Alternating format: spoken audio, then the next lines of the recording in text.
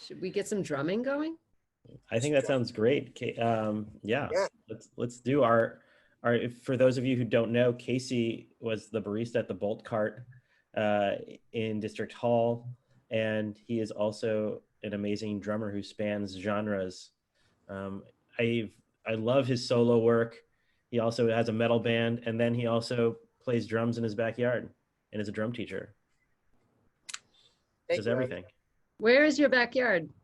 So I'm over here in Riverside, Rhode Island, Little East Nice. Providence. There's this little area called Bullock's Point. It's really cool. It's right off of the East Bay Bike Path. So been super lucky to be here. Try and get outside as much as I can. Try and play drums as much as I can. I try and do it outside. We got 2 new kittens, and they get freaked out by the noise, so I don't like to bother them. So here I am outside. Well, you've got at least a couple more months of outdoor drumming, right? Exactly. One of the biggest things that I used to do, I partnered up with my dad. He's also a drummer. We would run therapeutic drum groups for hospitals, group homes, schools, businesses.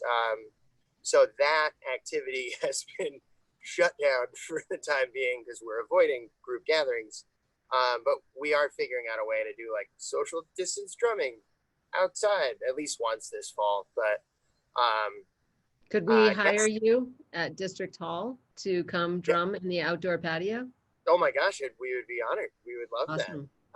We bring all our own drums. We like talked about like how do we sanitize everything? How do we do this? So we're working on it for sure. But we would love to do that. My dad Awesome. especially, but me as well. And yeah, I kind of just like these are the drums that I like to play on in my house. I have tons of drums, but these are also drums that I've gotten kind of throughout quarantine to just kind of revisit some of my roots being hand drums. And like this beautiful drum is a djembe. It's from Africa. It makes a beautiful sound. And they range like in price from like anywhere from like $40 to like $300. It's decorative and beautiful. Support your local drum shop is what I say, which is the Village Drum out in Situate.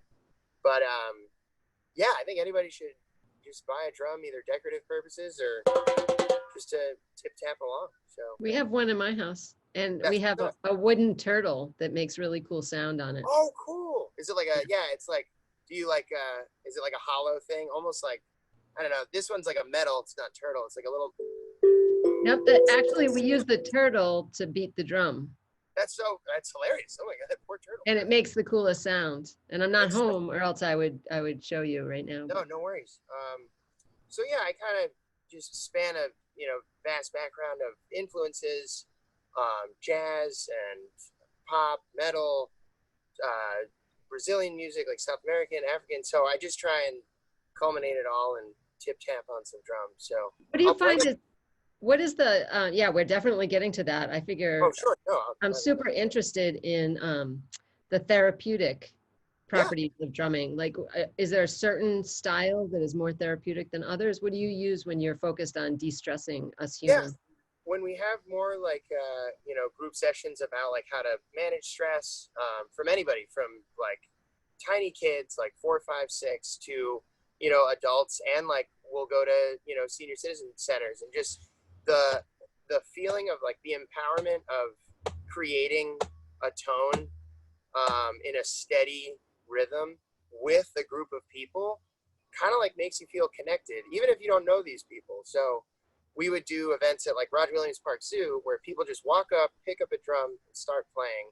And we would watch like 20 strangers just get together and all just tap along in unison at the same time and just feel like a sort of, connected, without any language, just the language of drumming. So that's kind of cool. That can ground you of like, oh, we're all creating this thing together. Another thing that we stress in our drum groups, especially for the younger generation, is when you're stressed out, you think about like, oh, like I'm gonna play really loud and fast, but like when you want something a little more chill, you might put on some music or play music that's a little more slow, like a ballad or like a lullaby for a tiny infant. And the correlation there that my dad and I always bring up is when we're developing in our mother's womb, all you hear is a heartbeat. And when the mother's stressed out, it's like this giant, like, but when she's relaxed, you just hear this like, boom, boom, boom, boom. So stressing that point to kids, they're kind of like, oh, I get it. Like high energy versus low energy. And then just teaching them how to control that on a drum. It's really cool. So those are kind of stressor reliever points, I feel. That's awesome. So what are you going to play for us today, Casey? Just like a few different rhythms. I kind of wanted to highlight this drum. So I'm playing two drums. This is a djembe, and then I'm using this box drum. It's called a cajon. It's from, it's originated in South America. Literally a box. I realize you might not be able to see it entirely, but I can kind of hold it up. And it's got a little foot pedal hooked up to it. You get a lot of cool sounds out of it.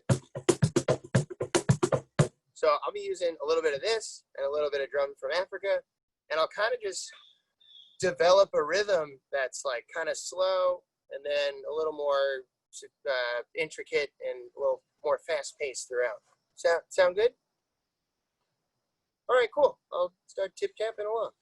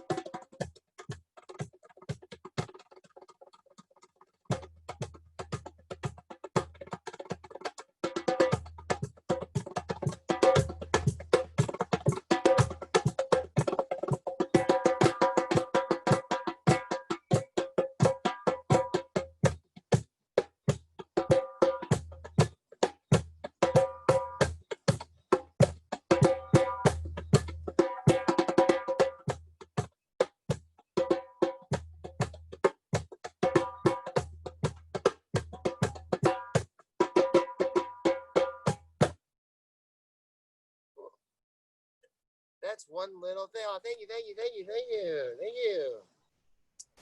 I forgot to wear one of my favorite pieces, which is a foot tambourine. I looked down, I was like, oh, I already started, but this adorable little thing straps onto your foot, and then you got a little foot tambo, and you can be like,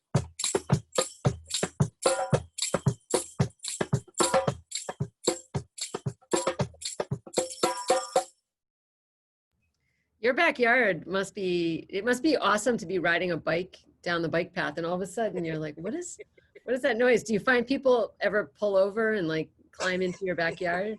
I have like seen people kind of peek around and be like, hey, where's that coming from?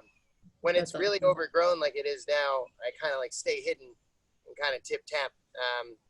A lot of people like have like kind of like a boombox on their, or a Bluetooth speaker on their bike as they're riding by. So for the ones that don't, they kind of hear it and they're like, whoa, that's nice. But yeah, super lucky to be able to, find my little creative space here at home.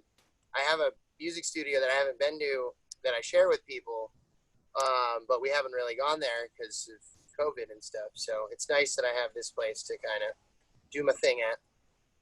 That's awesome. Well, thank you Casey, so much. I would just one quick question about the students that you and your dad serve in terms of like who specifically is the kind of the healing drumming kind of catered to?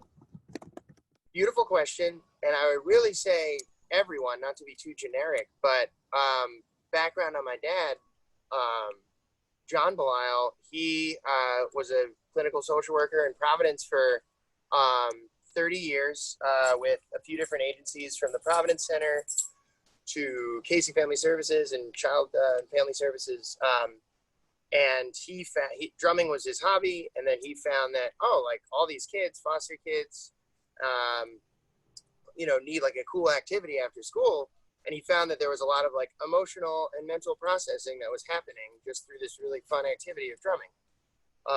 And also meeting students where they're at, like take any song that they like off of, like the radio right now, or music their parents listen to, or like kids show music, and you can find a drum beat to it. So,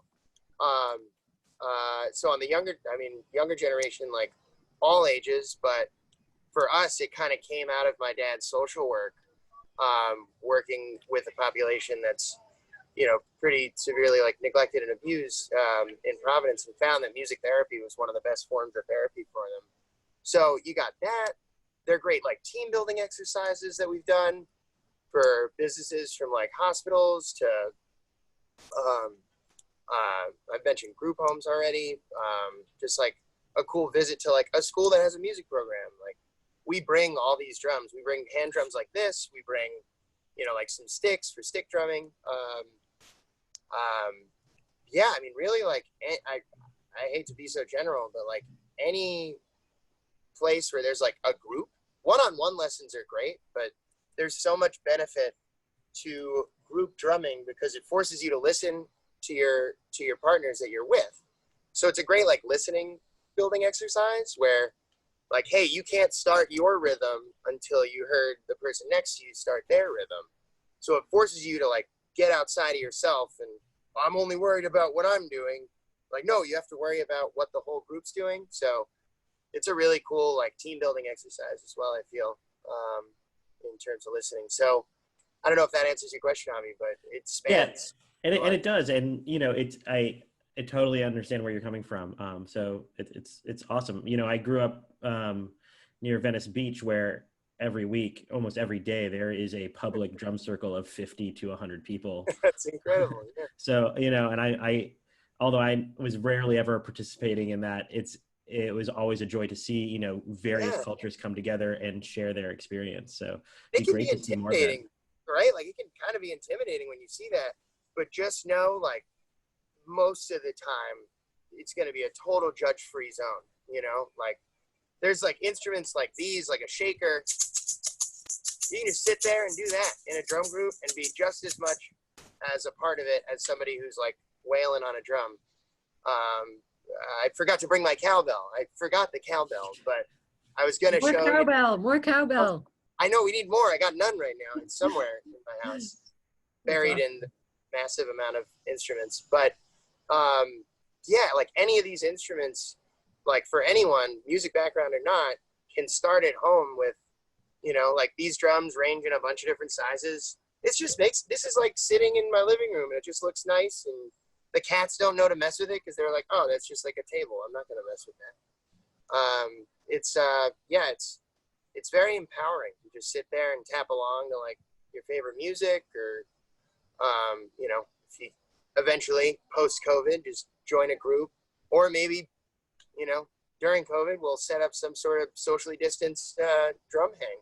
Yeah, outside. we're going to start doing stuff in September and October. We're going to really activate our outdoor patio. That's So great. you'll be hearing from us very shortly. That's wonderful. We'll definitely invite you or you and your dad to Thank set you. up and do your thing. I grew up in Wickford, so Midnight Sun used to be on the deck. It's moved since then. But Dennis always had drum circles out there on the deck. And, you know, it'd be funny. You get the boaters and all the preppy people coming in, and you'd have all the hippies playing drum circles on the deck. That's awesome. That's It's a good juxtaposition of energy. No, totally. Yeah, and I haven't done any like private teaching because I'm actually interested you could hear everything via this Zoom call, right? Like it wasn't like choppy in and out. No, it was Because great. I did try a couple times to do kind of like a virtual lesson with some of my students, and I was like, it just didn't work because the audio would cut in and out, or something I was saying would get lost. And I still stay in contact with those students, but just try and encourage them like, hey, keep drumming at home and we'll get together at some point. But just encouraging music in the household is the biggest thing. Listening or playing. Like listening to music is just as important as playing. So Maybe you could give lessons at 225 Dyer outside. ooh, I'll think about that. I appreciate that's really cool. That's a good idea. You would have to compete with the hotel construction, but you know, that you could add that to the rhythm. I was going to say, if we lock into that giant jackhammer thing, it might work. There you go. Thank you so much for being on. We missed you. Thank you. I miss you guys. Yeah, this was, I was very excited when Amy reached out and you guys reached out. So I really, really appreciate that.